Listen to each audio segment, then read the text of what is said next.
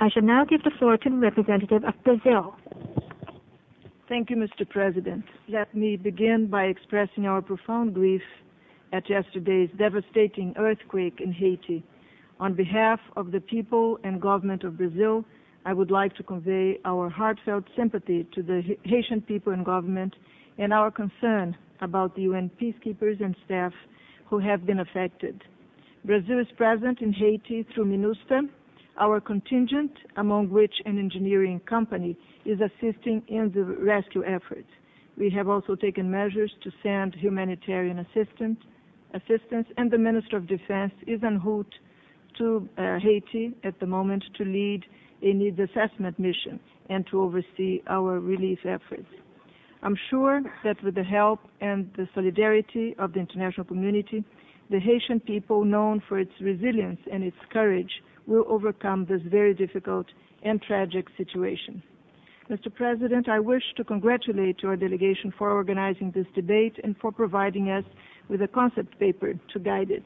I thank the Secretary General, Ban Ki-moon, for his statement, and I extend a warm welcome to the representatives of regional and sub-regional organizations, in particular Mr. Victor Rico, the Secretary for Political Affairs of the Organization of American States.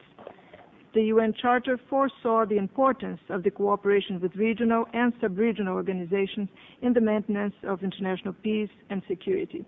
It laid the foundations for such cooperation, which is never an abdication of the Security Council of its primary responsibility for the maintenance of international peace and security. Rather, it is an effective means by which the Council can discharge its responsibility. Mr. President, the corpus of resolutions and presidential statements of the Security Council recognizes the importance of engaging regional and sub-regional organizations throughout the cycle of conflict, from prevention to reconstruction. We are pleased that the draft presidential statement before us today adopts the balanced approach we favored, dedicating as much attention to conflict prevention and post-conflict peace building as it does to peacekeeping.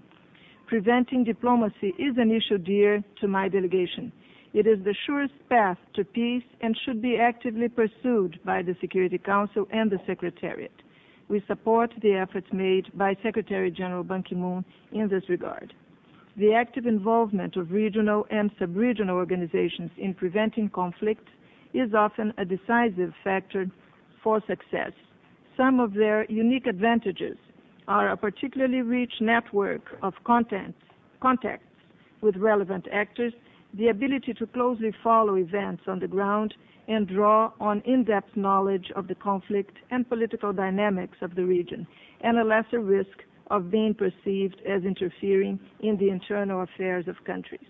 In this context, the UN can help to develop or strengthen preventive diplomacy and early warning capacities in regional and sub-regional organizations. We welcome the Council's willingness to seriously look at innovative ways to further this type of cooperation. In some cases, prevention of conflicts means addressing some of the root causes that may lead to conflict, in particular, social and economic underdevelopment. There as well, cooperation between the UN and regional and sub-regional organizations may be useful.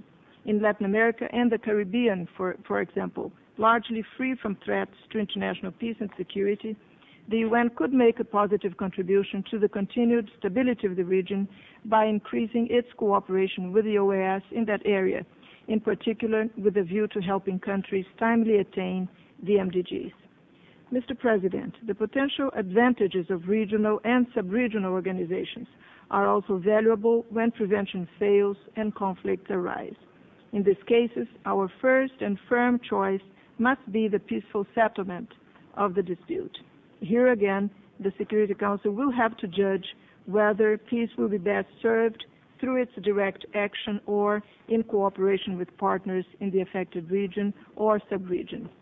Cooperation between the UN and regional or sub-regional organizations has also proven beneficial in the domain of peacekeeping. This is evident, for example, in the collaboration between MINUSTAH and the OAS in Haiti, and especially in the active relationship between the United Nations and the African Union. We support the increased cooperation between the UN and the African Union envisaged in the presidential statement of last October, especially the acceleration of the 10-year capacity building program.